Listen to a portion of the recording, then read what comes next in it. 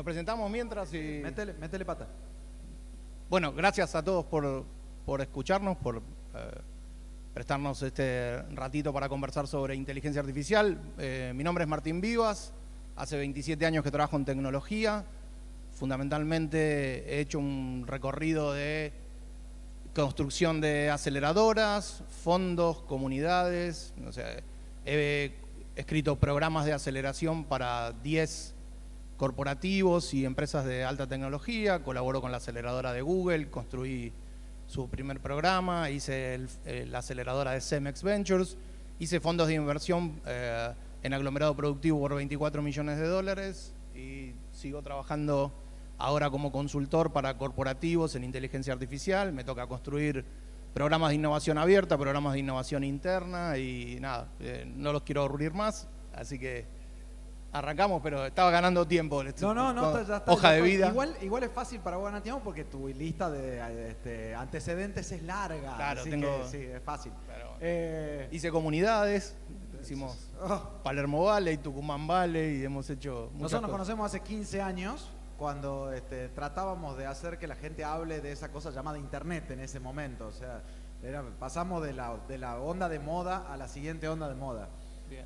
Bueno, no... Sí. Arrancamos. Dale, vamos.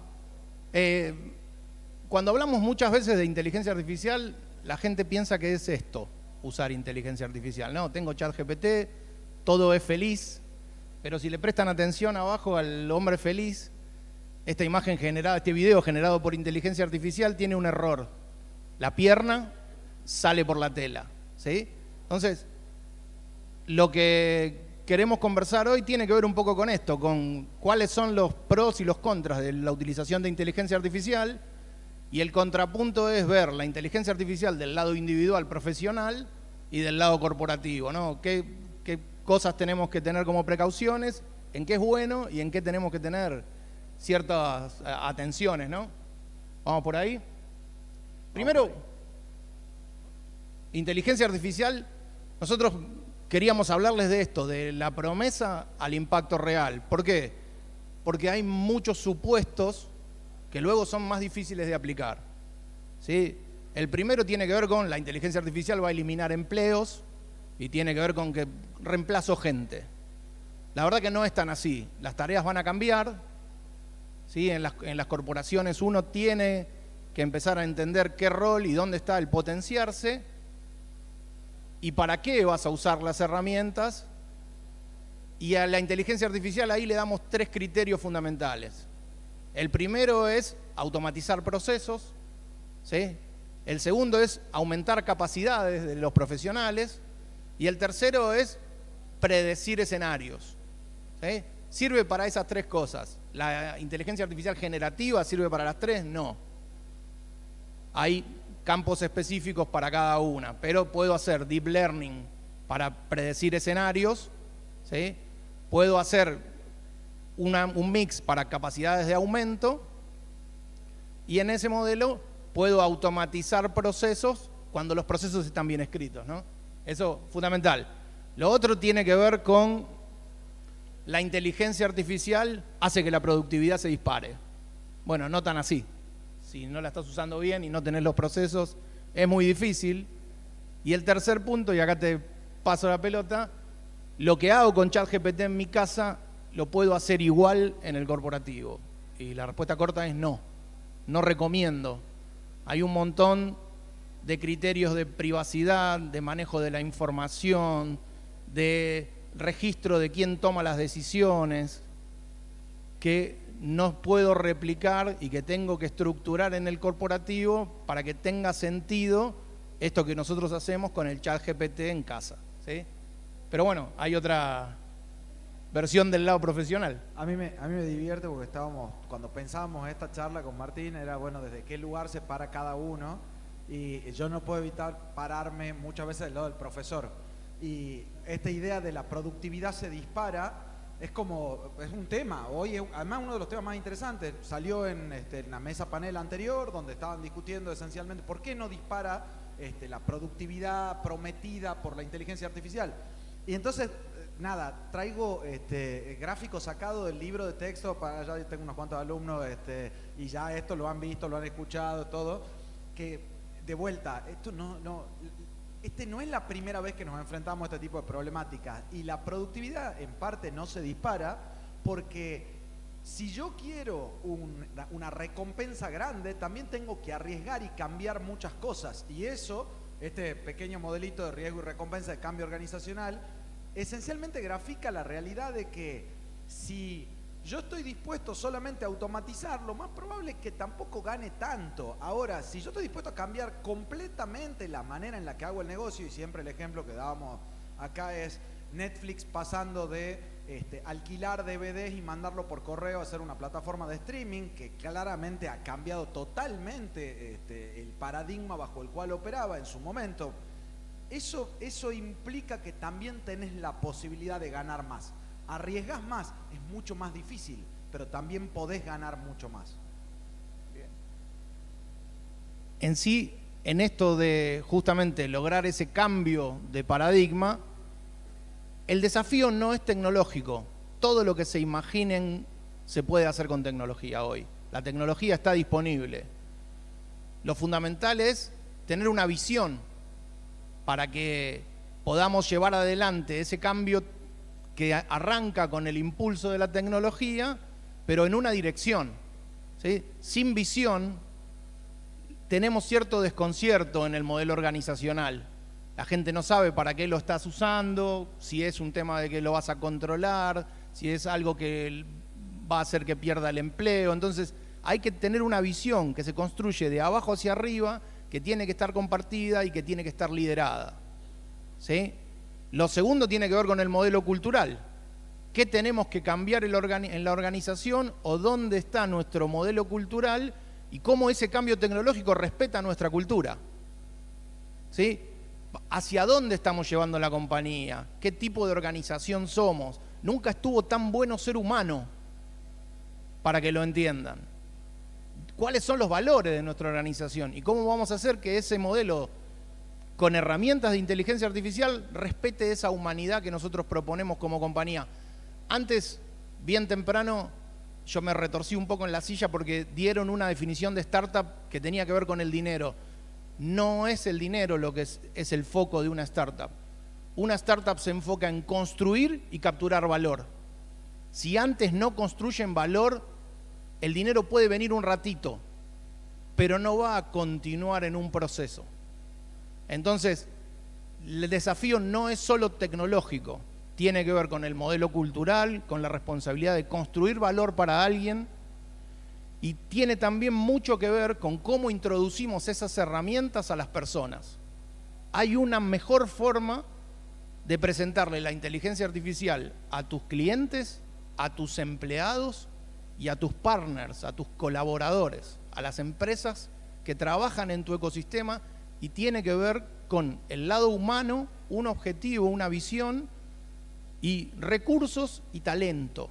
Si no entrenamos a las personas, si no me estoy adelantando, pero digo, te dejo ahí de ese lado de el desafío no es solo tecnológico.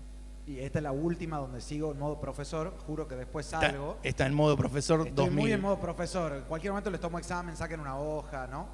Bueno, ok, no.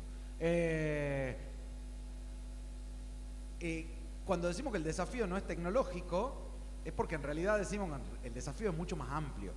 Y esto lo he sacado así, es más, ni lo he querido editar para que se note claramente, figura 3.9, eso está claramente sacado del libro. Si yo les digo de cuándo es este concepto, esto se llama el diamante de Levitt, es un señor, psicólogo organizacional, 1965, y me dicen, ¿y esto aplica para allá? Claro, por supuesto, la tecnología es hermosa, pero si yo toco tecnología y digo, vamos a implementar tecnología, vamos a meter inteligencia artificial, perfecto. Si solamente toco tecnología y no toco tareas, procesos, personas y estructura, rompo todo. Ese diamante se deforma, ¿sí? Tengo que tocar todo a la vez. El desafío no es solo tecnológico. Bueno, yo acá puse esta imagen porque tiene que ver con que muchas veces lo que pretendo es que no se queden con lo superficial. ¿Sí? Acá, eficiencia que podemos lograr con herramientas o en un cambio de una evolución del modelo de la compañía, tiene que ver no solo con lo que se ve, sino tiene que ver con este modelo de estructura. Y esto de no perder el control, fundamentalmente tiene que ver con el modelo de responsabilidad de la organización. Les voy a contar unas pequeñas anécdotas. Tengo un director que tuvo que despedir a un gerente porque decidieron a toda la organización darle ChatGPT. Y entonces el gerente hizo algo que no debería haber hecho y generó un perjuicio enorme para la compañía. Cuando lo llamaron al gerente para preguntarle por qué había hecho eso, el tipo respondió esto que es bien simple y me lo van a entender. Vos me diste ChatGPT, yo le pregunté a ChatGPT e hice lo que ChatGPT me dijo. ¿El resultado? El tipo está fuera de la organización. ¿Por qué? Porque lo primero que tenés que aplicar es el criterio. El humano en el loop tiene la responsabilidad. Acá hay diferentes modelos de, como les decía, podemos involucrar a la inteligencia artificial en el modelo cultural, generar una visión, pero además hay diferentes modelos de interacción con la inteligencia artificial. Uno puede tener una persona en un espacio de decisión y acción y que la persona no use ninguna tecnología. Pero también puede darle un copiloto, una especie de ChatGPT que lo asiste a tomar decisiones, aumenta sus capacidades, le trae datos, lo ayuda a escribir los reportes, lo ayuda a conectar o a automatizar tareas, reuniones, hacer resúmenes de los videos. Pero luego puedo también pensar que puedo poner a ese humano en un equipo y que ese equipo también tiene un agente, un compañero de equipo que es una inteligencia artificial. La inteligencia artificial en ese equipo, que tiene este modelo de compañero de equipo, teammate, lo que hace es, hace los resúmenes, busca las automatizaciones, ayuda al equipo, pero el criterio lo da el equipo. Luego también puedo tener otro nivel más adelante de involucramiento y es, hago un equipo de agentes y pongo un humano en el loop. ¿Me siguen? ¿Qué aporta el humano ahí? Sentido común. ¿Qué aporta el humano ahí? La revisión, el ojo. En todo ese ciclo, el que sigue siendo el responsable, el que tiene la firma, el que tiene que aportar el criterio, es la persona. Porque una organización, una compañía, es cultura y procesos. Entonces, nada de la inteligencia artificial va a matar empleos o se va a quedar con tu empleo, sucede cuando vos entendés que una organización es cultura y procesos. Y en eso, como digo, nunca estuvo tan bueno ser humano, somos fundamentales. En ese modelo, todo proceso de automatización de la inteligencia artificial tiene que tener un registro de quién toma las decisiones, una cantidad de datos e información a través de por qué se tomaron esas informaciones, un modelo de auditoría. ¿Qué pasa si implemento la inteligencia artificial y sale mal? Yo le decía a una empresa grande de alimentos, y con esto te paso la posta, ya sé, vamos a comprar 1000 camiones, me dijo el jefe de Revenue, de estos que se manejan solos. Esto fue el año pasado, ¿no? Dice, listo, con eso distribuimos y me saco un montón de problemas de logística y un montón de problemas de equipo porque estos camiones se manejan solos. Le digo, muy bien, ¿qué pasa si Elon se pelea con Trump? Después pasó. Pero ¿qué pasa si Elon se pelea con Trump y bloquean a esos camiones que se manejan solos? ¿Qué pasa si la tecnología falla? Dice, le digo, esos camiones no tienen un volante, no podés poner a alguien arriba de ese camión una vez que implementaste esa tecnología. Y dijo, me voy a mi casa. No llamo a mi jefe para explicarle que al otro día esta gran compañía no va a poder entregar.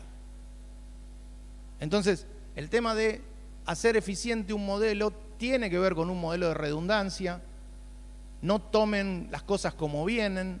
Estos grandes proveedores también te solucionan un montón de cosas, pero pueden ser un blocker, te cambian un precio, te cambian una condición de trabajo. Pueden fallar, te pueden dejar sin conexión. Tiene que haber un proceso alternativo y tiene que haber un modelo bien diseñado. Por eso desde este lado eso se ve tan complicado, ¿no? Pero bueno, hay modelos lógicos para hacerlo. Siempre hubo, pero ahora hay con inteligencia artificial. Perdón, y este es el momento donde llegan Terminators. Es una cuestión, no lo puedo evitar. Tengo un problema, lo hago desde hace año y medio y cada vez que me toca hablar de IA termino con Terminators en la pantalla. Terminator. Es una... Ni siquiera necesito... ¿Cuántos han visto Terminator? Levanten la mano. Siempre es divertido. Está bien. Todo tiene más de 30. Los que no han visto, la 1 se la pueden saltear, es una especie de consumo medio aquedado. La 2 es un peliculón, salteen la 3, pasen a la 4, ¿está? Es una breve guía. No, son todos. Algunos vienen repetidos y siempre hay alguno nuevo. La pregunta es si son siempre los mismos Terminator o si son distintos. Sobre esto que decía, que comentaba Martín, para mí es súper importante, tratando de pararme del lado del profesional, es esta idea de que nosotros jamás tenemos que ceder nuestra responsabilidad. En el momento en el que nosotros, la anécdota del WhatsApp es para tirarse por el balcón, digamos, porque es totalmente inconcebible de alguien que se espera a quien buscamos que haga un trabajo profesional, cobra por eso y se hace responsable por lo que eso sale. Ese modelo de ceder en la inteligencia artificial de responsabilidad jamás va a funcionar y no es algo que queremos hacer, ¿sí?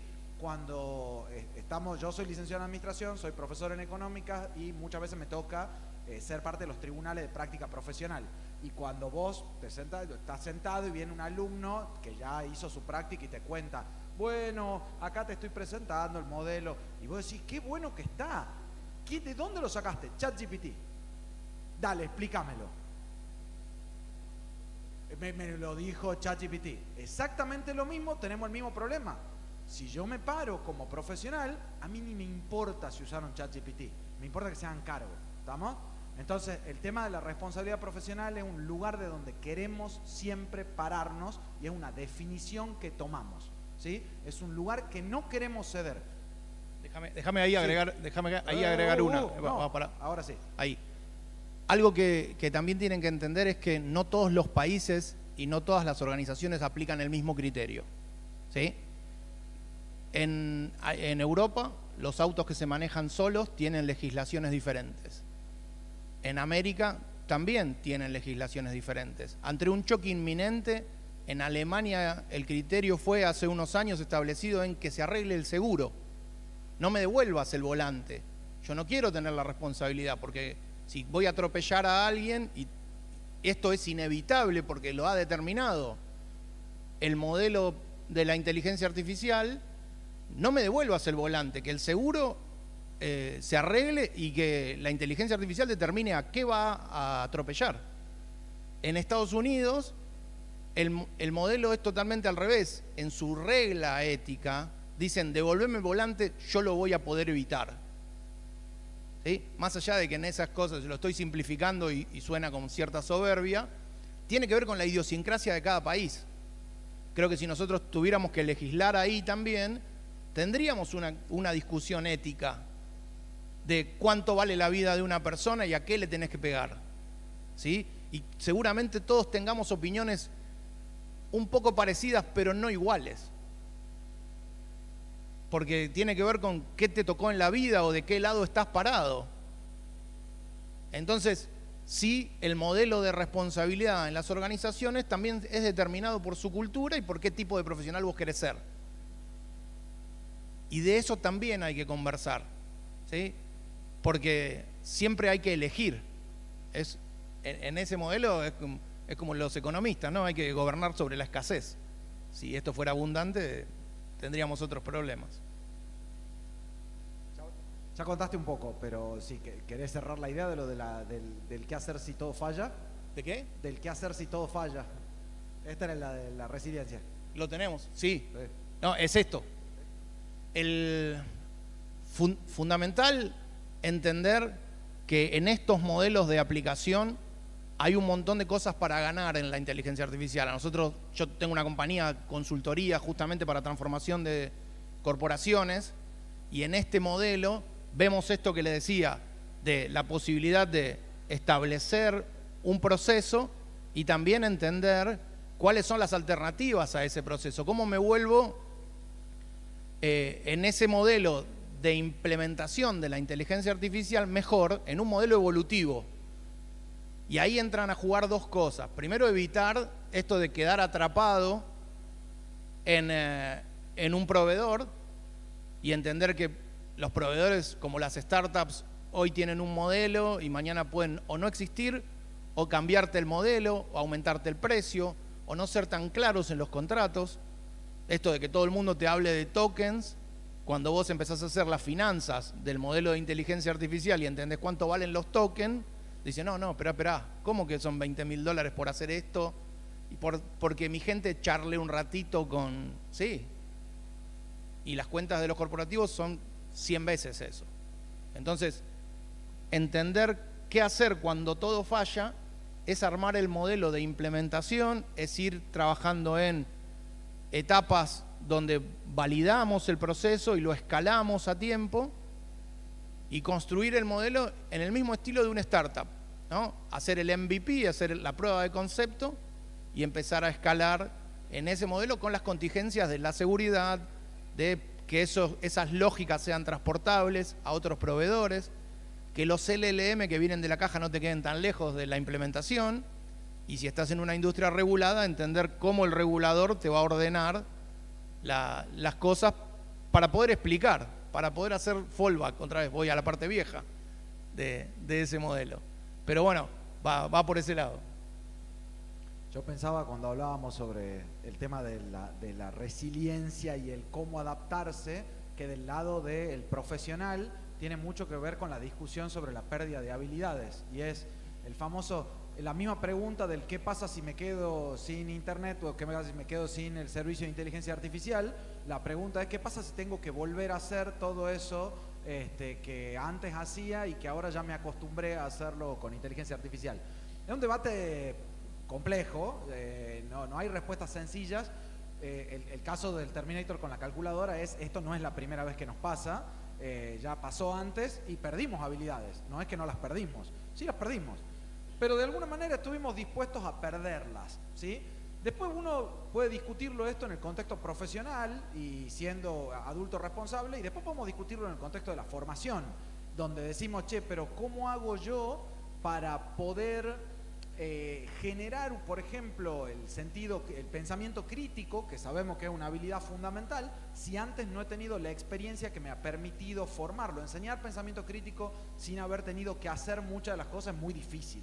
Entonces, ese balance en lo que tiene que ver con la formación y el entender que hay cosas para las cuales por ahí sí todavía tenemos que seguir dejando la IA de lado para poder desarrollarnos de la manera correcta, para poder hacer las cosas con IA, es un tema que está sujeto a debate, pero no podemos dejarlo pasar. Es un tema que hoy hay que seguir pensándolo, hay que pensar, y hay que pensar. Uno se levanta un día y es, ¿y qué pasa si mañana no lo tengo? Y bueno, hay que tomárselo en serio, digamos. Capaz que sea, bueno, nos jubilemos y nos dediquemos a otra cosa, pero... Y en etapas de formación quizá también es recomendable primero hacer los trabajos uno en un papel y luego empezar a usar la inteligencia artificial para mejorar esas ideas. Te da una etapa de reflexión previa, ayuda mucho a la parte creativa del cerebro y después vas a tratar de crecer esa idea en iteraciones. Piénsenlo de la forma más útil en el entender qué preguntas vos tenés que hacer. Ahí pueden usar la herramienta para dos cosas, ¿no? Para primero usar un espacio previo de reflexión y entender cuáles son las preguntas que van a responder, o por el otro lado es, che, haceme todas las preguntas necesarias y me haces pensar. Tenés la posibilidad de ponerte de los dos lados, pero sí creen un proceso, creen un modelo organizacional de lo que tienen que resolver y dejen los criterios y las decisiones documentadas para que ese proceso se pueda replicar en cualquier lugar, ¿sí? Porque después pasa esto. Vos pensás un diseño y la gente toma por otro lado, ¿sí?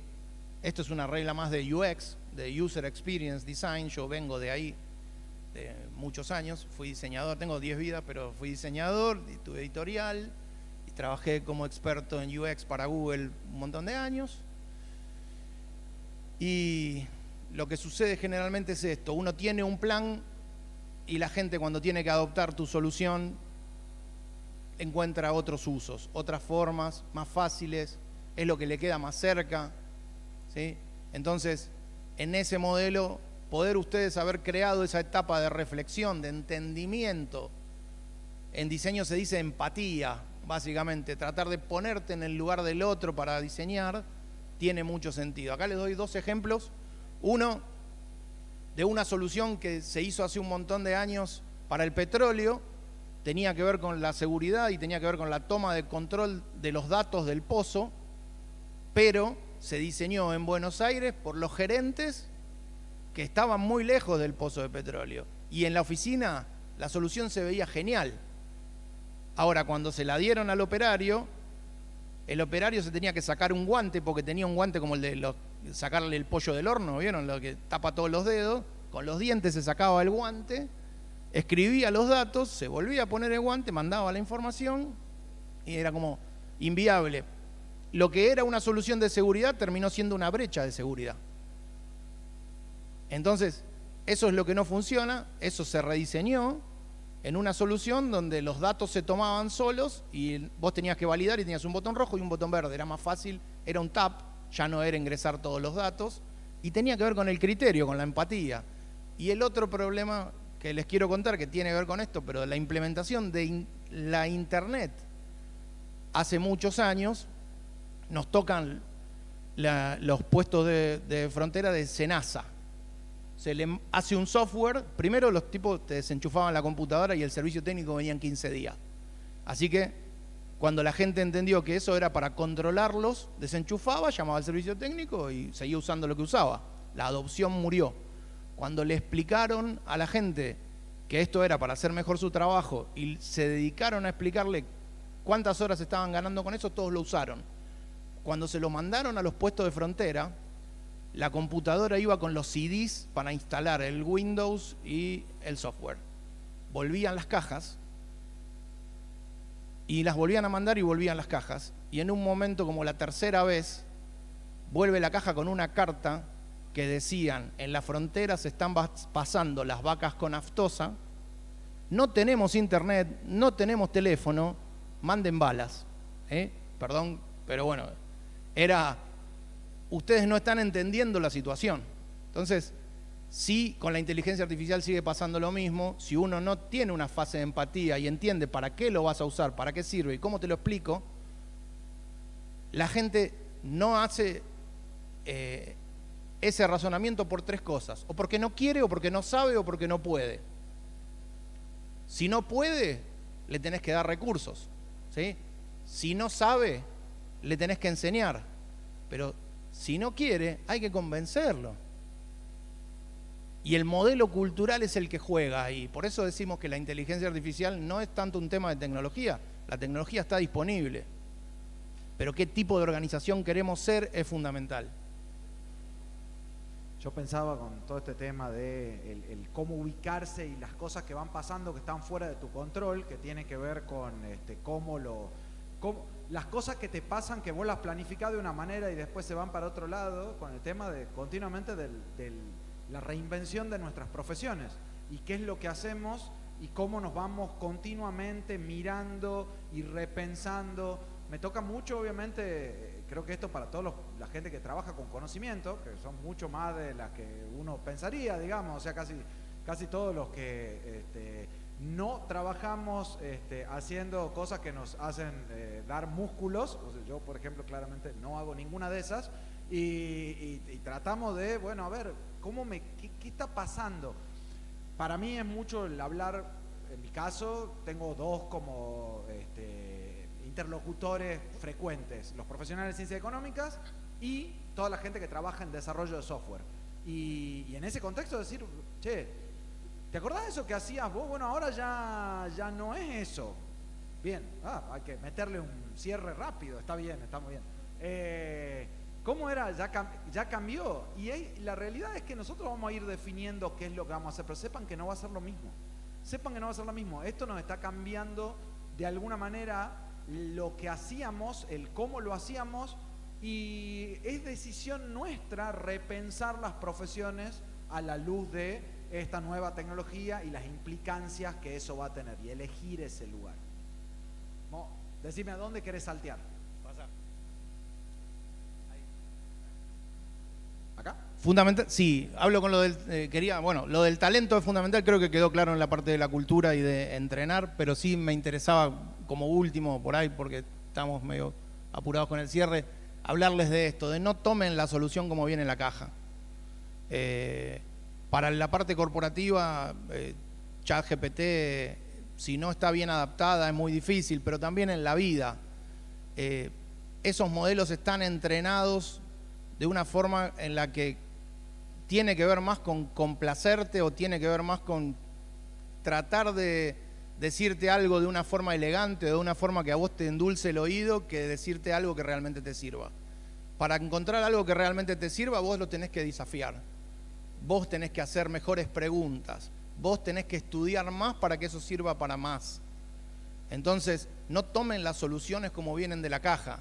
Creo que acá la posibilidad de esto tiene que ver con entender para qué sirve esa herramienta, ¿viste? No estar golpeando un clavo con un destornillador. Usar la herramienta correcta para la conclusión correcta. Si ustedes tienen que basarse en datos, usen modelos basados en datos. Si ustedes tienen que hacer un modelo de una venta elegante o encontrar una mejor explicación, ahí sirve la inteligencia artificial generativa. Porque piénsenlo así, es el alumno que no estudió, pero que sabe cómo pilotearla. Entonces te va a sonar que lo que te está diciendo tiene sentido, pero cuando lo desafías un poco dices, no, pará, tenés razón.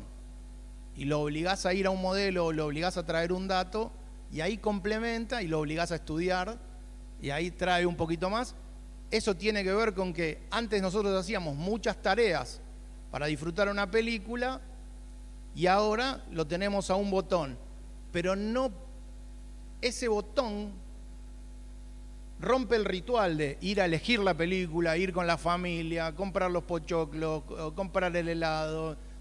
Eso tenía un tema cultural que también te obligaba, como había más esfuerzo, tenías que elegir una buena película.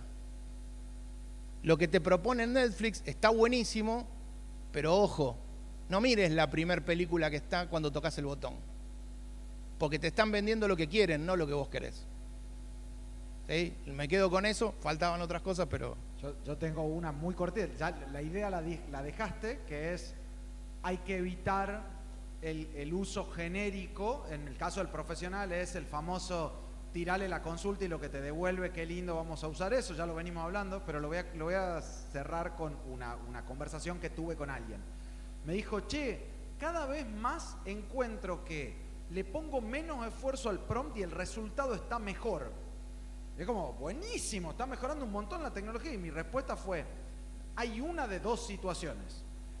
O vos no estás en un lugar profesional como para poder darte cuenta que lo que te está devolviendo no es del todo bueno, o realmente es tan bueno y tu laburo se hizo superfluo. Ninguno de los dos es un buen escenario. Fíjate en cuál de los dos querés estar. Es un montón. Creo que esto sí me interesa que ustedes se lo lleven. El futuro no es algo que te dan, ¿sí? Es algo que construimos todos juntos.